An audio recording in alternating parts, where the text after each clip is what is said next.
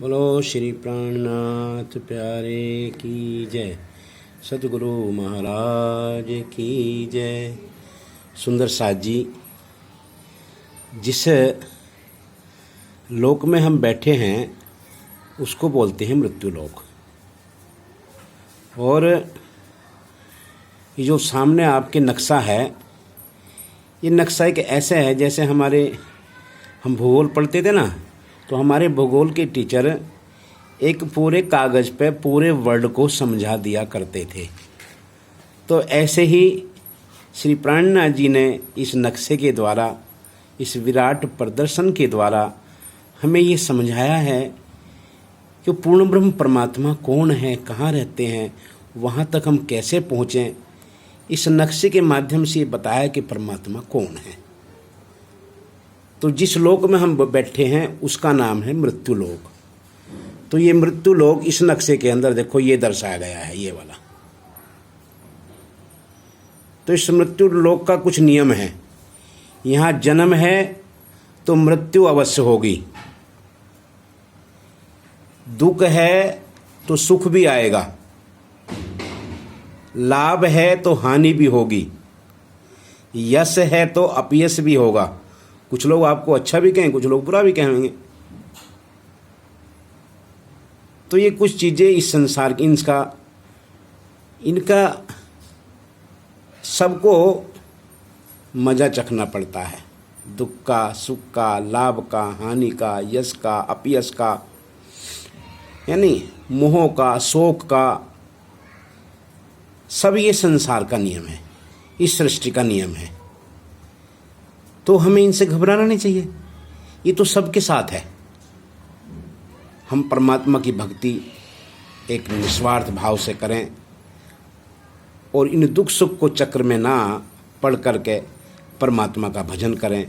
जिस परमात्मा का भजन करने के लिए परमात्मा ने हमें ये मानव चोला दिया है। तो आगे बढ़ते हैं। इस मृत्यु लोक के नीचे ये अतल, वितल, सुतल, तलातल, महातल, रसातल, पाताल और ये नीचे गर्भोतिक समुद्र दिया बताया है। ये श्रीमद् भागवत के अनुसार 7 लोक इस पृथ्वी के नीचे बताए हैं। सबका अपना अपना मत है। कुछ लोग इस पृथ्वी पे ही 7 लोक मानते हैं, लेकिन श्रीमद् भागवत के अनुसार ये 7 लोक इस धरती के नीचे बताए गए हैं। इसे पाताल लोक है। पाताल लोक में श्रीमद् भागवत के अंदर एक और सबसे बड़ी बात बताई हुई है, बड़ी खतरनाक चीज़ है। यहाँ 84 नरकों के कुंड हैं। नरक स्थान देखो लिखा हुआ, नरक स्थान। यहाँ 84 नरकों के कुंड हैं। यहाँ क्या होता है, जो जीवात्मा मनुष्य तन प्राप्त करके परमात्मा का भजन नहीं करती और बुरे काम करती है, बुरा आचरण करती है, बुरा खान पान करती है, तो उस जीव को वहाँ इन 84 नरकों में जाकर के उसके कर्म के हिसाब से यातनाएं झेलनी पड़ती हैं। राजा परीक्षित को सुखदेव जी ने इन 84 नरकों में से सिर्फ 28 नरकों का वर्णन बताया था। और जब 28 नरकों का वर्णन राजा परीक्षित ने सुना तो घबरा गए। महाराज बंद करो, मुझे तो इससे छूटने का आप उपाय बताओ। तब उन्होंने श्रीमद् भागवत कथा सुनाई। वो श्रीमद् भागवत कथा के अंदर बताया वो पूर्ण परमात्मा कौन है, किसकी भक्ति करनी चाहिए। लेकिन फिर भी भागवत कथा सुनाते सुनाते राजा परीक्षित ने बीच में प्रश्न कर दिया।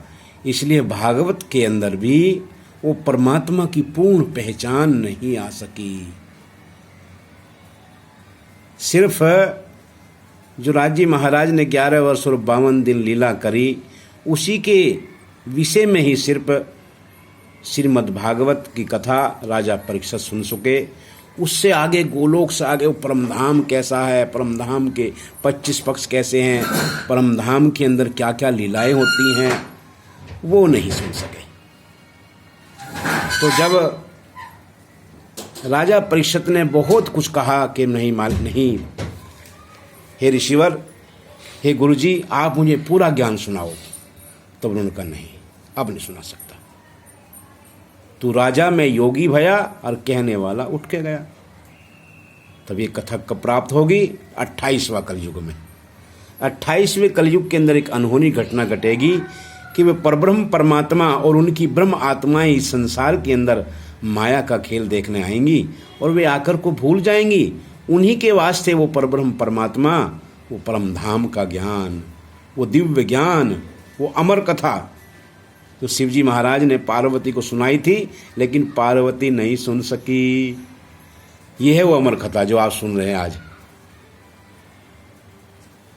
वो 28वें कलयुग में परमात्मा आवेंगे उन ब्रह्म आत्माओं की जागरण करने के लिए, इस संसार को अखंड मुक्ति प्रदान करने के लिए ये ज्ञान दुनिया में जाहिर होगा। तो श्री प्राणनाथ जी महाराज जी का जिस समय आना लिखा हुआ था, उसी समय वो पूर्ण ब्रह्म परमात्मा श्री विजया अभिनंद बुद्ध निष्कलंक स्वरूप श्री प्राणनाथ जी के स्वरूप में प्रकट हुए और प्रकट होकर के उन्होंने ये ज्ञान दिया। तो ये जो नीचे के लोग बताए ना, ये नरक लोग, ये इंसान को सावधान करने के लिए, क्योंकि शास्त्र किस लिए बने हैं?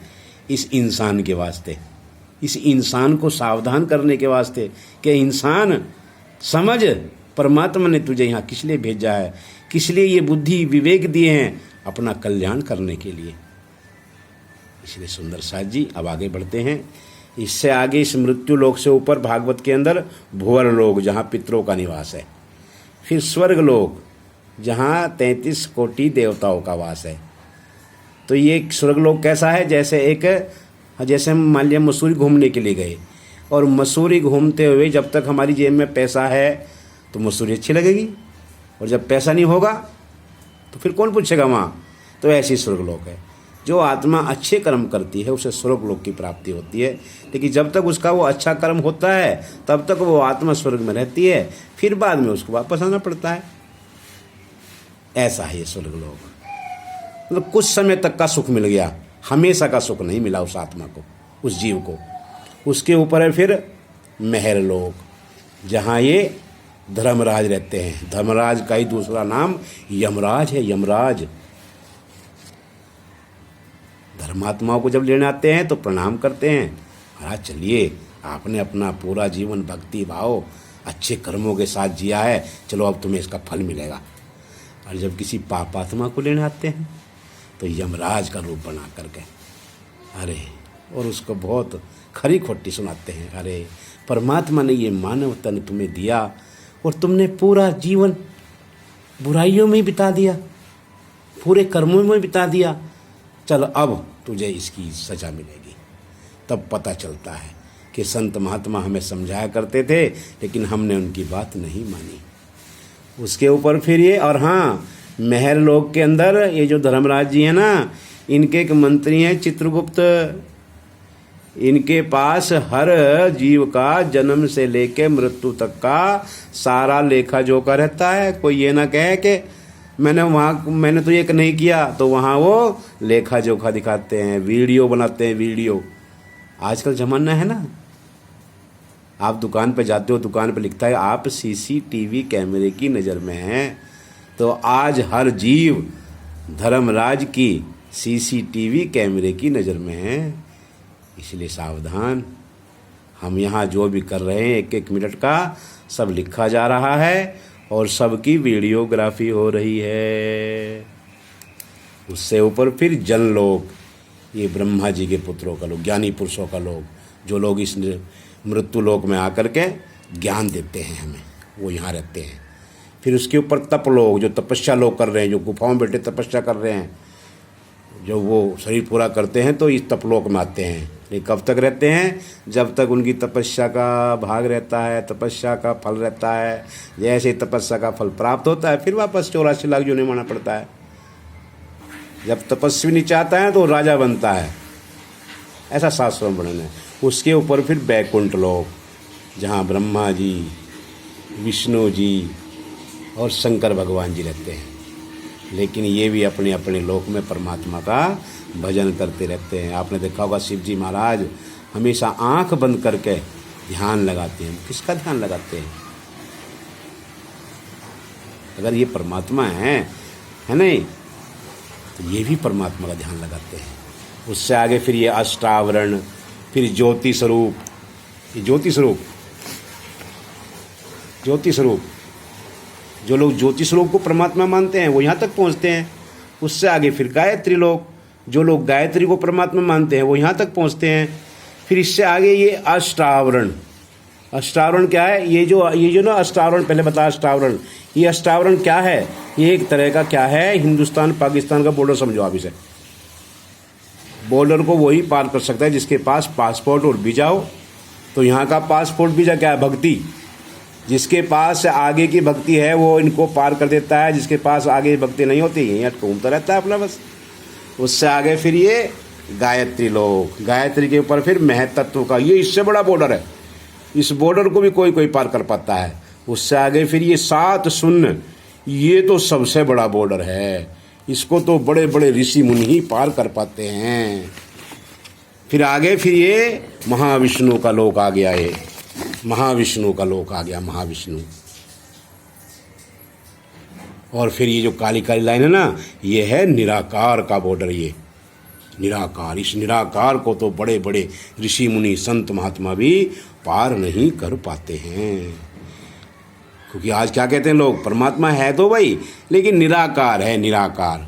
इसका मतलब क्या है? वो लोग निराकार तक पहुँचे, सिर्फ निराकार के पार क्या है उनको नहीं पता चल पाया। इसलिए पूरे इस नक्शे को शास्त्रों में क्षर पुरुष करके लिखा हुआ है, क्षर पुरुष। गीता का 15वें अध्याय का 16वां-17वां श्लोक है कि द्वाम पुरुष लोके क्षर अक्षरावचे क्षर सर्वाणि भूतानि कूटस्थो अक्षरा उच्यते उत्तमः पुरुष स्वत्वन्य परमात्मा इति उदाहरता। ये अर्जुन 3 पुरुष हैं, क्षर पुरुष, अक्षर पुरुष और उत्तम पुरुष। तो ये क्षर पुरुष है। क्षर का मतलब होता है नाशवान। नाशवान कैसे होती है? यहाँ कैसे नाश होता है इस लोक में? यहाँ 4 प्रकार की प्रलय हैं, नित्य प्रलय, नियमितिक प्रलय, प्राकृतिक प्रलय और महाप्रलय। नित्य प्रलय जब होती है तो जैसे आदमी मर गया समझ लो उसकी प्रलय हो गई, नित्य प्रलय। नियमितिक प्रलय में स्वर्ग से नीचे 10 लोग सब समाप्त हो जाते हैं। प्राकृतिक प्रलय में ये गायत्री लोक तक सब समाप्त हो जाते हैं। महाप्रलय में ये पूरा क्षर ब्रह्मांड, ये टोटल सब समाप्त।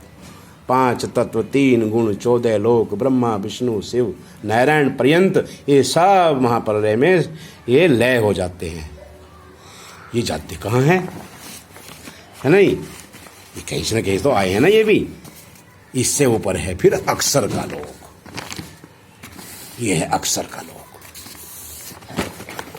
ये अक्षर का लोक। इस अक्षर के लोक में भी अनेक लोक हैं। यहाँ भी सबसे पहले आता है अव्याकृत ब्रह्म। इसमें सबसे पहले ये प्रणोमकार ब्रह्म, विरोध नहीं सकती। उससे आगे फिर गायत्री लोक, फिर ये काल निरंजन का स्वरूप, ये 7 शून्य, अखंड 7 शून्य, फिर ये सुमंगला पुरुष, फिर ये साकेत धाम, फिर आता है ये गोलोक धाम जहाँ से राधे कृष्ण जी आए थे। और राधे कृष्ण जी और कृष्ण जी के अंदर राज्य की शक्ति आई थी, परमात्मा की, पूर्ण परमात्मा की। और उन्होंने 11 वर्ष और 52 दिन लीला करी। वो लीला यहाँ गोलोक धाम में आकर के ब्रिज की और रास की लीला अखंड हो गई है। इसको बोलते हैं सबलिक ब्रह्म। सबलिक ब्रह्म के कारण में ब्रिज की लीला अखंड है और रास लीला है उसके महाकारण में। सबलिक में ही ब्रज और रास की लीला अखंड है। ये समझिए आप शॉर्ट में। कारण महाकारण क्या समझते फिर हो गए आप। उससे आगे है फिर ये सबलिक ब्रह्म, फिर है केवल ब्रह्म का स्थान, फिर इससे ऊपर है फिर सत्य, फिर इससे ऊपर है ये सत्य स्वरूप। ये देखो ये सत्य स्वरूप, ये सत्स्वरूप धाम है। और इससे इनको पार करने के बाद में ये है वो पूर्ण ब्रह्म परमात्मा का परम धाम। ये है उनका ये राष्ट्रपति भवन, ये है राष्ट्रपति भवन, ये है वो पूर्ण ब्रह्म परमात्मा का परम धाम। बीच में जमुना जी है, इस तरफ अक्षरधाम है, इस तरफ परम धाम राज जी महाराज जी का। ये वो परम धाम है, ये है वो पूर्ण ब्रह्म परमात्मा जिनकी भक्ति करने से ये 84 लाख का जन्म मरण का चक्र छूट सकता है।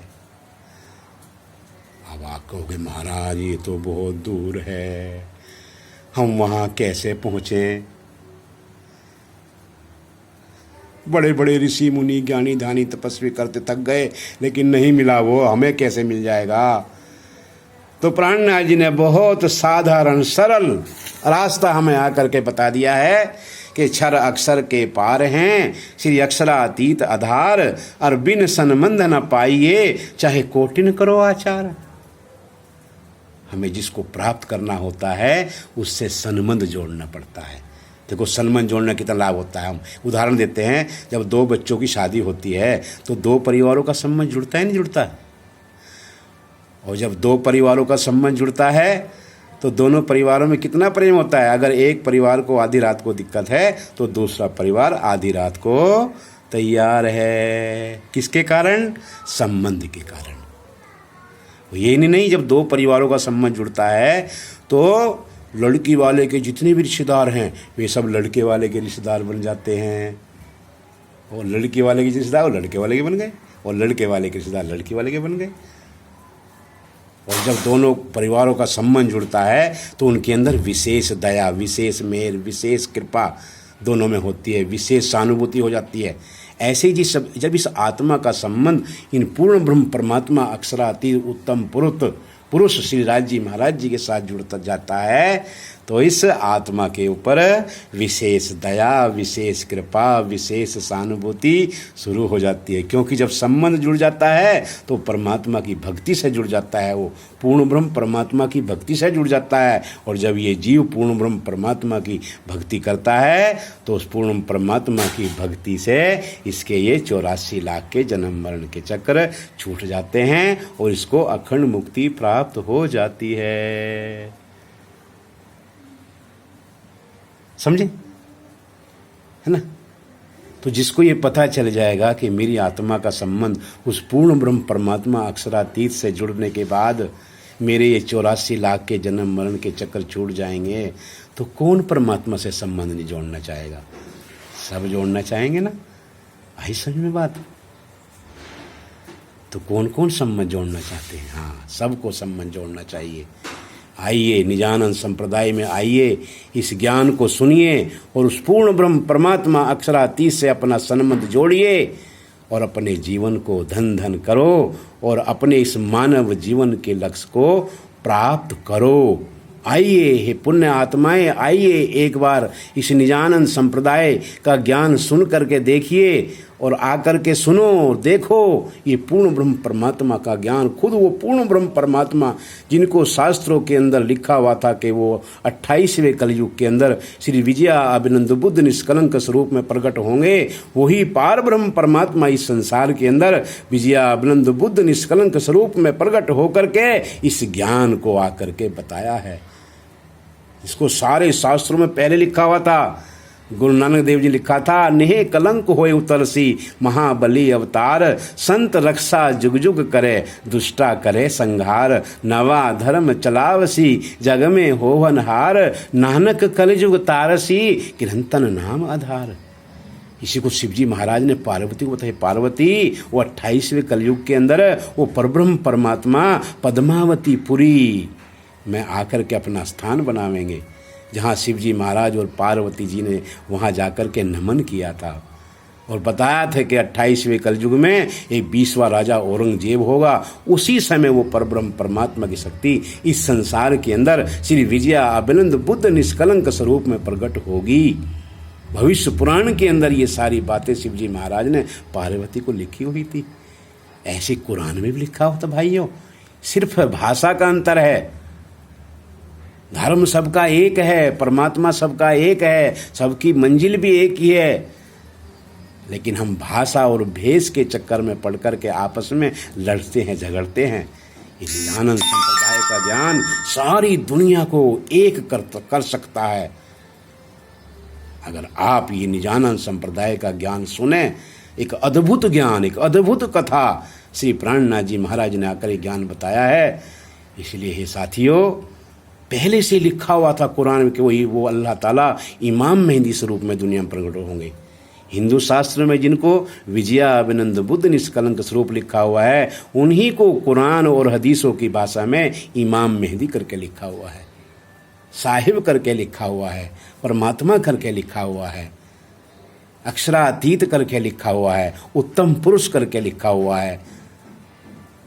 वो अक्षरातीत उत्तम पुरुष परमात्मा का ज्ञान इस 28वें कलयुग के अंदर श्री निजानंद संप्रदाय के रूप में दुनिया में प्रकट हो चुका है। इसलिए आइए उस परमात्मा से जुड़िए और अपने जीवन को धन धन करिए। बोलो श्री प्राणनाथ प्यारे की जय, सद्गुरु महाराज की जय।